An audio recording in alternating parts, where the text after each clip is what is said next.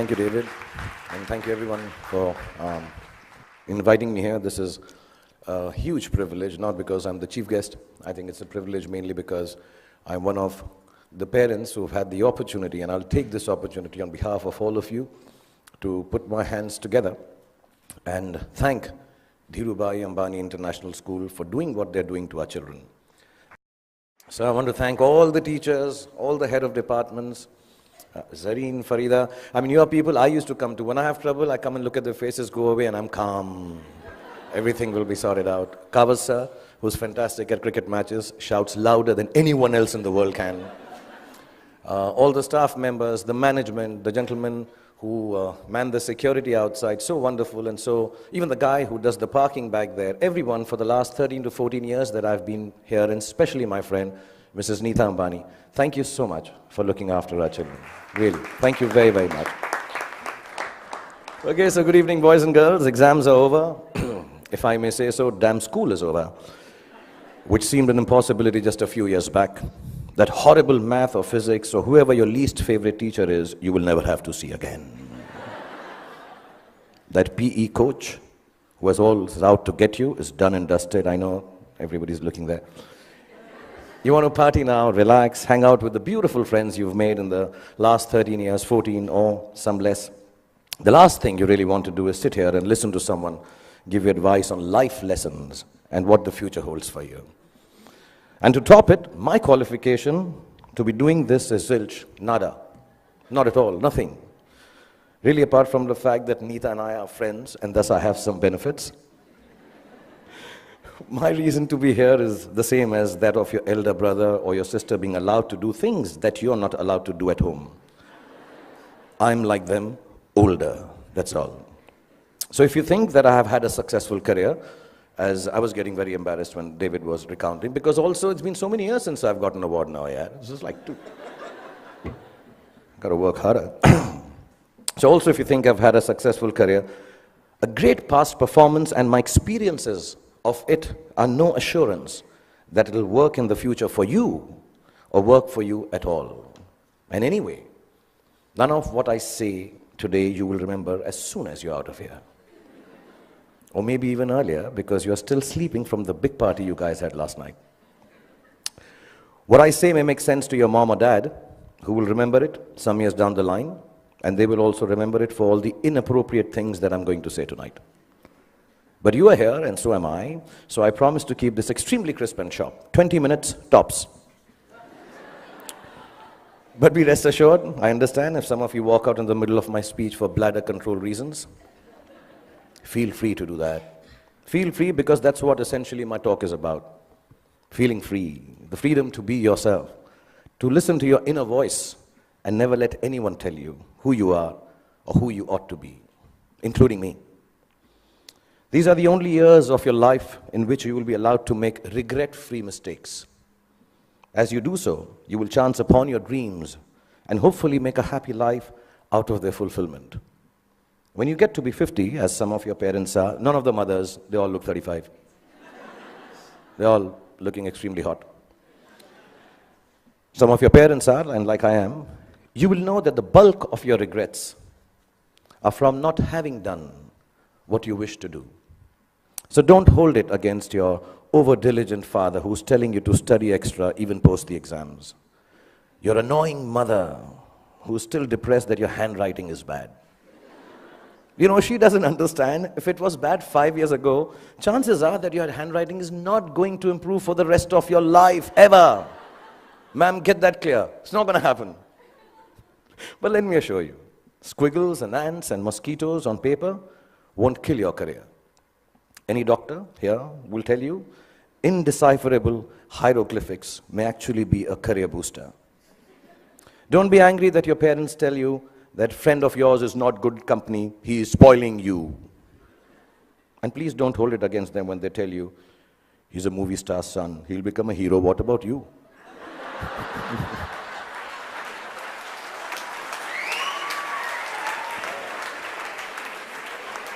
I mean, let me assure you, movie stars, sons and daughters also have to work. Basically, just don't grudge the old man and the old bag, ever. All us parents try to do is to make you happy with your choices by annoying you with hours that are actually your choices anyway. But you just don't know it yet.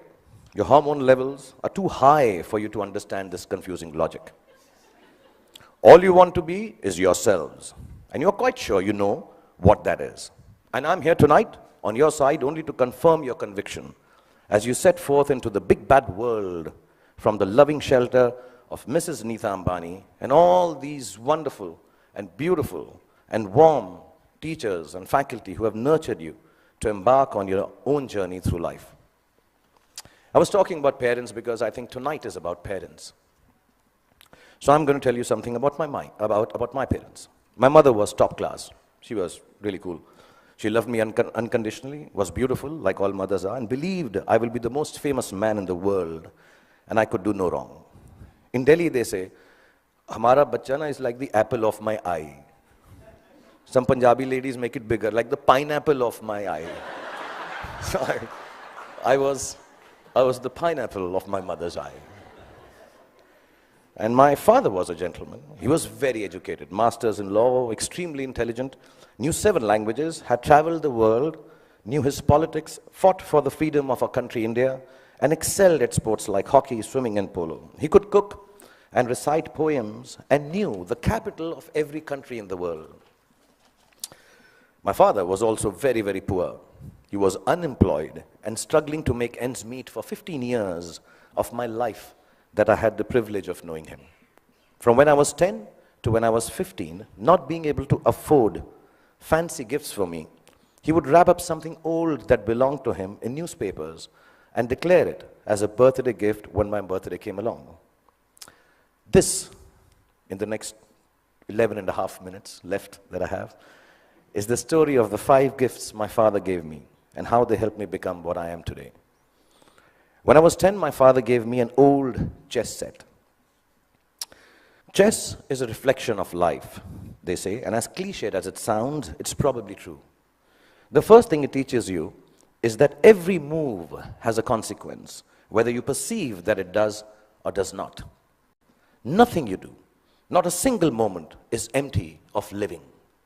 So think of things through, not always, but often enough so your life does not feel as black and white and as uniform as the squares on a chessboard. Sometimes in order to move forward, you might need to take a few steps back. And there's no loss in doing something that hurts in the short run, but proves worthwhile in time. Sometimes the queen might seem sexier. They always do. But if she gets taken by your adversary straight after you save her, then you might be better off saving your castle or the bald bishop instead. So don't always choose that which seems more desirable if something tells you it's going to get you into a whole lot of trouble. What I mean is also about tonight, drive home while your wits are about you instead of staying and getting stoned senseless after the party here. You can't get anywhere in chess if you don't look out for the little ones around you, the small pawns. Life is like that too. If you forget the smallest of your people or become foolish enough to imagine that the little graces you are given are of no value, you end up nowhere. When you look around you, learn to notice all the tiny little things that make your existence privileged and special. Just the fact that you are here, in this very moment, at this fantastic school, in the company of such adoring parents, is the product of immense love, hard work, and sacrifice on the part of many people present here. Taking your blessings for granted is the most ungracious stupidity, both in chess and in life. Then there's what they call, I don't know how to pronounce it, but sounds very cool, the zugzwang. The zugzwang, yeah. It's a really cool word. It sounds like a Chinese aphrodisiac. Zugzwang. But it actually is German for, okay, I'll tone this down. Oh, fish, I gotta get out. I got to get out of here. Anyway, for those of you who've never played the game, it's when you get so stuck that whichever move you make is a bad move. It'll happen to each and every one of you at some point in your lives for sure. A moment will come when it will look like there isn't anything going right and nothing you can do to prevent disaster. Ask me, I just finished Dilwale, followed it up with Fan. So, when you are in Zumzwang, kids, don't panic. Whenever there is trouble and you know there is no way out of disaster, don't panic. With a little embarrassment, you will survive it. Trust me. All you have to do is make a move. All you have to do is move on a bit. As the Cheshire Cat in Alice in Wonderland said, when Alice came to the fork in the road, if you don't know where you're going, it doesn't matter which road you take. I will add to it. As long as you take one road and don't keep standing in the middle of the fork until a truck runs you over. Often in Zugzwang, your enemy wins that particular move, but mostly you end up winning the game. There were no computers when I was a kid, nor were there iPhones for us to Google pornography on, while our parents were busy checking their selfie likes on Instagram. One of the most precious gifts my father gave me was an Italian typewriter. I learned how to use it from him, how to roll paper into the roller and press the lever, you know. I don't know if you guys have seen a typewriter.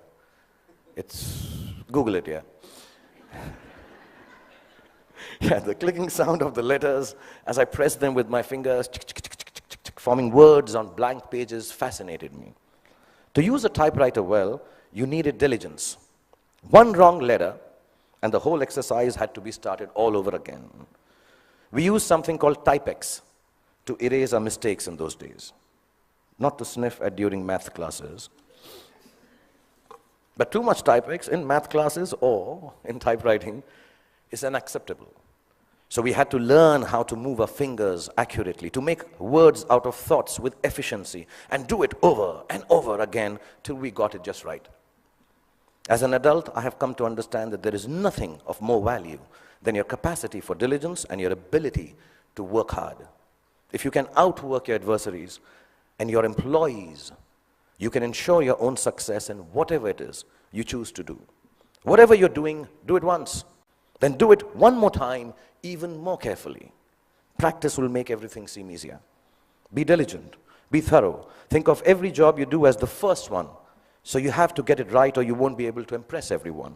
And at the same time, do it as your last job, as if you will not get a chance to do it again ever. Don't just work, outwork yourself. Only parents clapping. In fact, you can outwork yourself. If you can outwork yourself, then pretty much nothing can prevent you from glorying. Then my father gave me a camera. And the most beautiful thing about it was that it did not work. We all have those Leica ones, old ones, which don't work, look really cool. I learned that things don't always have to be functional to fulfill a need. That sometimes when things are broken, the greatest creativity emanates from their fragments.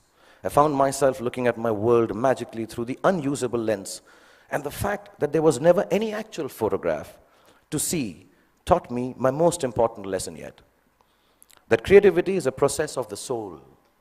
It does not need an outcome or a product for the world to accept. It needs only the truth of its own expression. It comes from within and makes of your world whatever you wish it to make. So don't be afraid of your own creativity. Honor it. It doesn't always have to be seen or approved by those around you. It is an expression of your deepest self, and it belongs as much to you as it does to the universe that nurtures and inspires it. All creativity is not for everyone to like or understand. All art is not up for sale.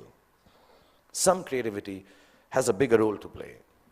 It is to keep you company when you're alone, when you need a friend, when the world doesn't seem to understand you. Your creativity, whatever that may be, I know a friend of mine who makes dolls out of bath bags from aeroplanes. Whatever your creativity is, your creativity will be the only thing that will keep you inspired and satisfied. Honor it to the end, whatever it may be. Mine is poetry. I write rubbish poetry. It's so bad that sometimes I cringe to read it myself. It's crap. But I write it. It is my secret place. It is mine to make me feel free and happy. So you find yours, and if the world loves it, good. If it doesn't, even better, because now you will truly have a friend. So keep your creativity intact. My father was a funny guy. He had the capacity to turn any kind of serious situation in a way that it seemed less stressful, with a bit of humor. Without a sense of humor, the world will always be a dull and dreary place. No darkness or despair should ever be beyond a good and a hearty laugh.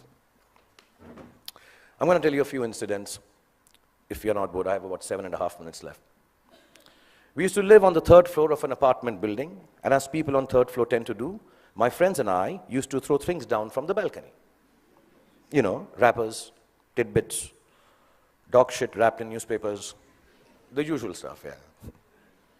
One day, the old gentleman on the ground floor, there always is an old senile gentleman on the ground floor.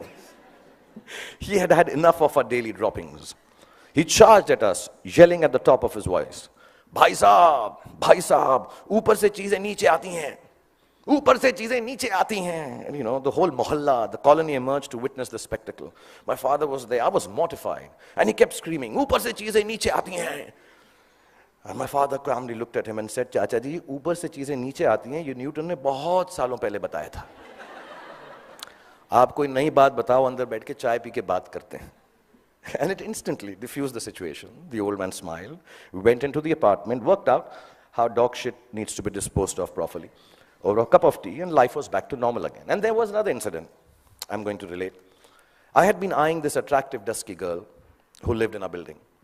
As smooth as I have always been with ladies, for some reason it occurred to me that if I blew up her letterbox with a Diwali cracker called Atom Bomb, she'd be very impressed with me.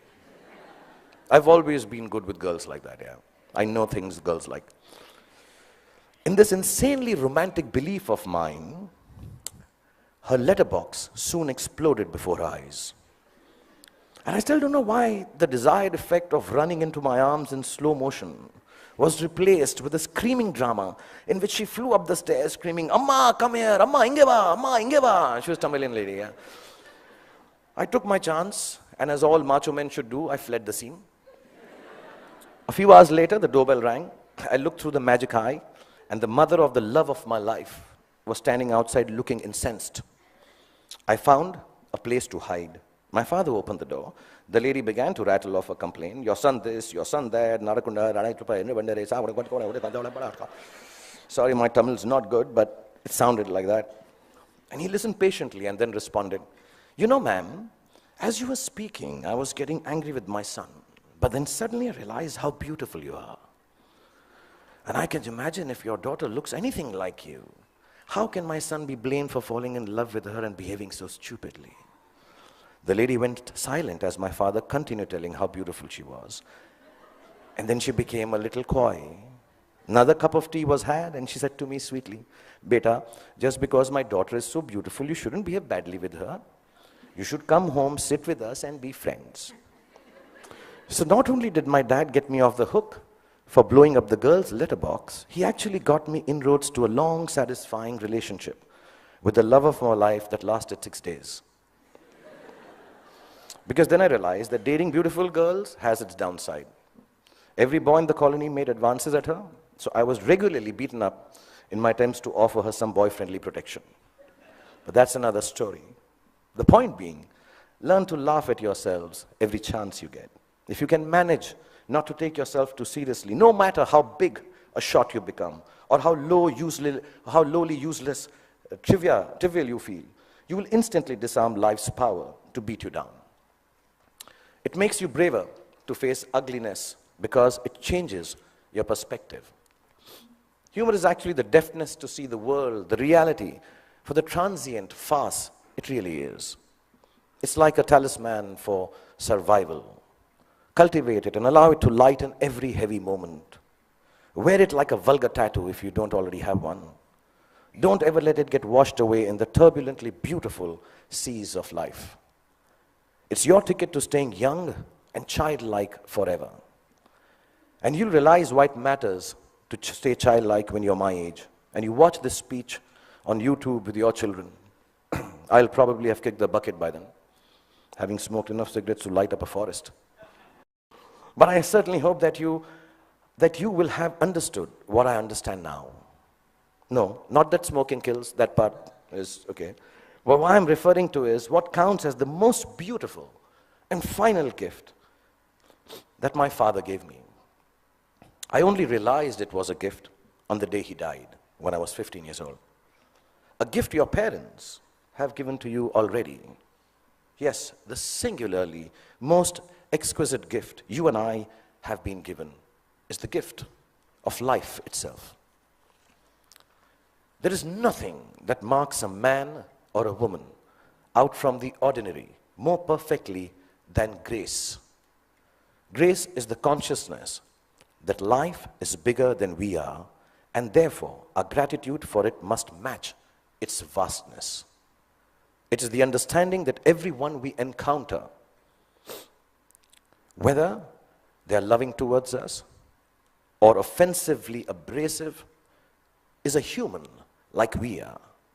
It is knowing that experiences shapes human beings, and no matter how good we are at something or how successful we may become, we are never better than the other person. If you can live your life with grace towards those around you, you will accomplish more than you could if you became the President of America. That came out wrong, knowing that Donald Trump is so close to becoming the President of America. I didn't mean that. I'll rephrase that, guys. If you can live your life with grace towards those around you. Okay, actually, what the hell? Because I came here and told you a secret that I write rubbish poetry, I'm going to read out a poem and end this. This is the most rubbish poem you'll hear, but keep it in your heart because I'm the damn chief guest tonight. If your after party, EDM, I assume this is the music. I thought I'd be very cool if I used the word EDM. Is EDM cool still? Class of 2016, is it cool? No?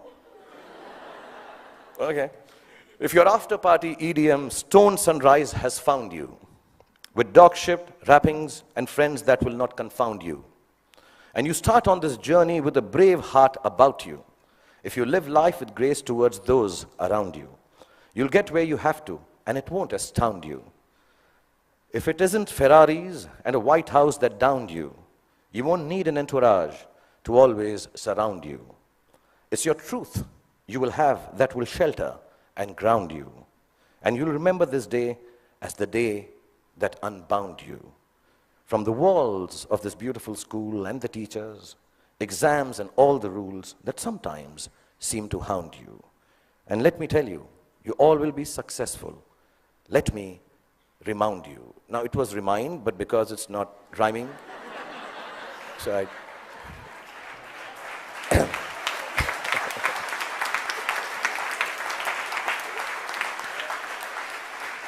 So boys and girls, go forth, be free, have fun, make wrong choices, make mistakes. You will still succeed because the gift of education you have from this wonderful institution called Dhirubhai Ambani International School. The love Nita has given you and the genes that your parents have provided you with will always look after you. And when you succeed, don't forget to thank your least favorite teacher, because he or she actually cared for you the most. Love you all and be happy. Thank you.